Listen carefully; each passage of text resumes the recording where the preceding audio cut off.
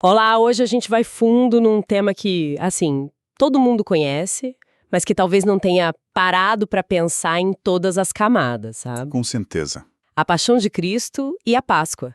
A gente vai deixar o chocolate um pouquinho de lado para explorar o que essas datas realmente significam. E o que é mais legal é que a gente tem em mãos duas perspectivas que se conversam muito bem. Sim, Uma visão mais ampla, né, cultural, histórica, e outra bem específica, que é o olhar do espiritismo kardecista, que dá um contorno totalmente novo para esse simbolismo. é isso. A nossa ideia aqui é essa, conectar os pontos. O que o sofrimento da Sexta-feira Santa tem a ver com a celebração do Domingo de Páscoa. Qual é a ligação real, né? E, no fim das contas, que mensagem universal, de reflexão e principalmente de renovação a gente pode tirar disso tudo?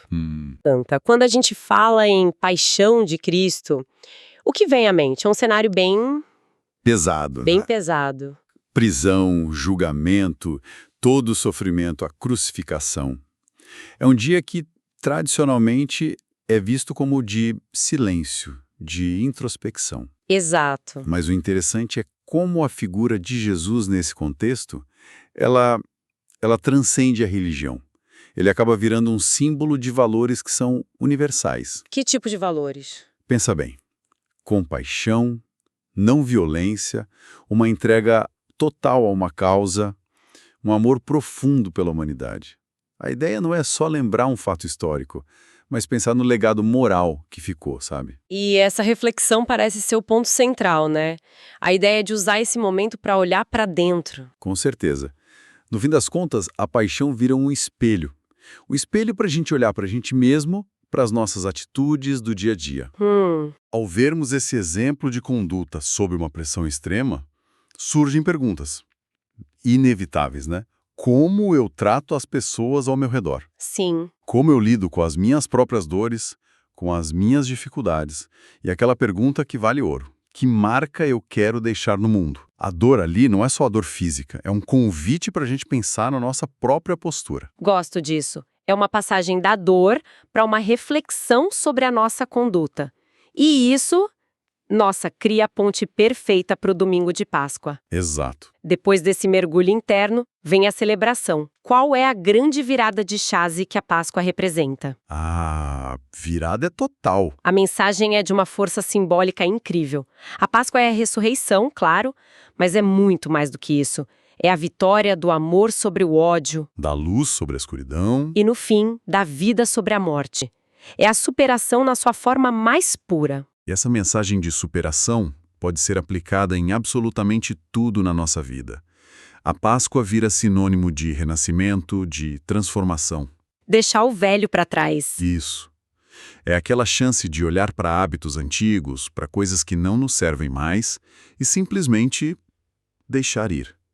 É um convite para renovar a fé na vida e, talvez o mais importante, na nossa própria capacidade de mudar. É quase como se a vida dissesse, não importa o tamanho da sua sexta-feira de dor. O domingo de renovação sempre pode chegar. Exatamente. Peraí, aqui que a coisa fica muito interessante pra mim.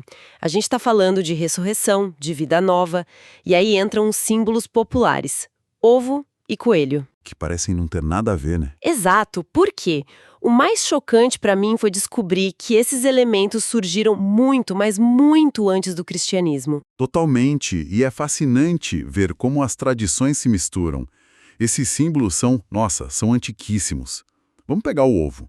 Ok, o ovo. Em várias culturas pagãs, ele já era o maior símbolo de vida nova, de nascimento, do potencial que existe dentro de algo que parece inerte, sabe?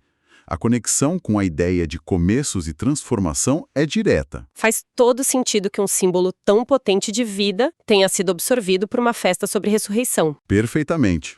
Tá, o ovo eu entendi. A ideia de nascimento, de algo novo surgindo. Mas o coelho?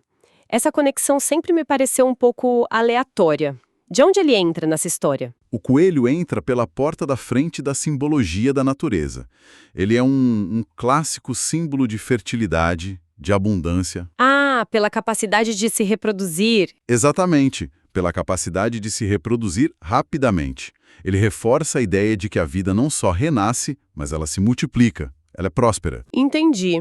Então, se o ovo é a promessa de uma nova vida, o coelho é a garantia de que essa vida será abundante e contínua. Agora tudo se encaixa.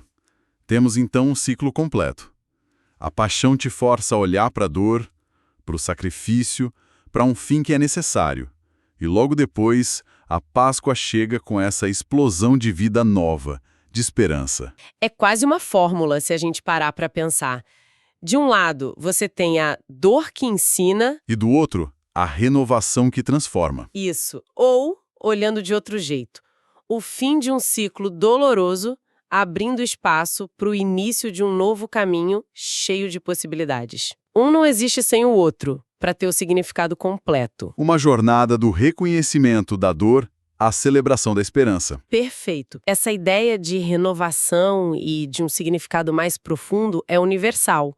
E isso é um gancho perfeito para a nossa segunda perspectiva, que pega essa mesma ideia e a leva para um outro nível, totalmente focado na jornada da alma. Isso. Vamos mergulhar na visão espírita. Como o espiritismo olha para esses mesmos eventos? A ótica muda bastante. Os eventos deixam de ser só fatos históricos e se tornam lições morais, atemporais. Jesus é visto como o espírito mais puro que já passou pela Terra. Um modelo. Um guia. Um guia, um modelo a ser seguido. E aqui vem a grande virada de chave. A paixão e o sacrifício não são vistos como um pagamento pelos pecados da humanidade. Como assim? A ideia de que ele morreu por nós é super central em muitas visões. O que entra no lugar disso? No lugar da ideia de quitar uma dívida, entra a ideia do exemplo máximo. O sofrimento dele se torna uma aula prática. Uma aula sobre o quê? Uma aula sobre perdão incondicional, já que ele perdoou quem o feria no momento da agressão. Uma aula sobre humildade e renúncia, pois ele não usou seu poder para se salvar. E, acima de tudo, uma aula sobre amor. A atitude dele, então. A atitude. A serenidade dele diante da maior injustiça possível mostra que o verdadeiro poder não está na força, mas na bondade e na confiança em algo maior. Entendi. O foco sai do ato do sacrifício e vai para a atitude durante o sacrifício. É uma mensagem de transformação moral, então. Totalmente. E a Páscoa? Se o sacrifício é um exemplo, o que a ressurreição representa nessa visão? A ressurreição é vista como a prova definitiva de uma das maiores leis do universo, o triunfo da vida espiritual. Ok, mas não do corpo físico voltando à vida. Exatamente. Não se trata do corpo físico, mas da demonstração clara de que a consciência, o espírito, continua a existir depois da morte do corpo. E as implicações disso são... gigantescas. Primeiro, o espírito é imortal. Segundo, a morte não é um fim, é só uma passagem. Terceiro, a vida continua em outra dimensão. E por último, todos nós estamos destinados a progredir espiritualmente sempre. Então a ressurreição de Jesus não foi um milagre isolado. Nessa visão, não. Foi a materialização de uma lei que vale para todos nós. Isso torna a Páscoa algo extremamente pessoal, então. Não é sobre um evento que aconteceu lá atrás, mas sobre algo que se aplica a mim aqui e agora? É exatamente essa proposta. A Páscoa vira um convite direto à nossa própria renovação íntima. Se a gente entende que a vida continua e que estamos aqui para evoluir, essa data se torna um marco simbólico para a gente se perguntar: ok, o que dentro de mim precisa morrer para que algo melhor possa nascer? A ressurreição deixa de ser um evento externo e passa a ser um processo interno, diário. Perfeito. Tá, mas na prática, como essa visão se conecta com os símbolos que a gente já falou, o ovo e o coelho? Eles são descartados? Não de forma alguma. Eles são ressignificados. O Espiritismo entende o valor cultural desses símbolos. O ovo, que representa o nascimento, passa a simbolizar o renascimento em novas vidas, pela reencarnação. Exatamente. Cada existência sendo uma nova oportunidade de aprender e evoluir. E o coelho, com sua fertilidade, vira uma metáfora para a fertilidade do progresso espiritual. que é contínuo, infinito. Isso. Uau! E isso tudo leva à mensagem central dessa perspectiva. A verdadeira ressurreição acontece dentro da gente, toda vez que a gente escolhe mudar para melhor. É uma decisão, não um milagre. E essa mudança tem exemplos bem concretos, né? Não é algo abstrato. Sim, e é isso que torna a ideia poderosa. A gente ressuscita um pouquinho toda vez que escolhe perdoar em vez de guardar mágoa. Toda vez que tenta compreender o outro em vez de julgar. Quando a gente ajuda alguém sem esperar aplausos. Isso, quando supera um pingo de orgulho ou quando consegue, no caos do dia a dia, aplicar um ensinamento de amor e paciência. Cada um desses pequenos atos é uma Páscoa interior. É a nossa ressurreição acontecendo no varejo, no dia a dia. Exatamente. Uau! Se a gente juntar tudo que conversamos, o caminho fica muito nítido. A visão mais ampla da paixão nos ensina a lidar com a dor e a injustiça com dignidade. A Páscoa, nesse mesmo olhar, é o grande lembrete de que a esperança é real e que o recomeço é sempre possível. E o Espiritismo? E a perspectiva espírita vem e aprofunda isso nos dizendo: ok, agora viva isso.